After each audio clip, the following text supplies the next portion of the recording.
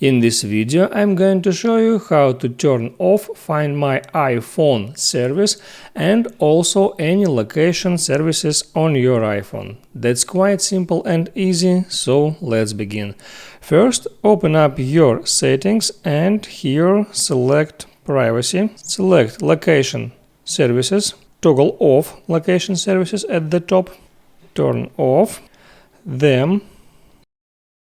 Open up your screen time.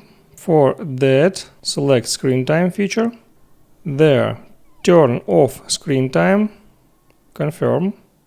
Then go back to settings, go to your Apple ID settings right here, and then use Find My option. Here you see that now Find My iPhone feature is enabled. I'll select that, and then I toggle off Find My iPhone button.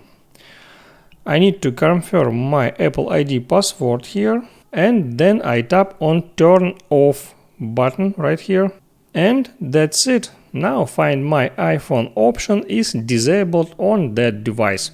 I hope it helps you, so before you go, please like and subscribe.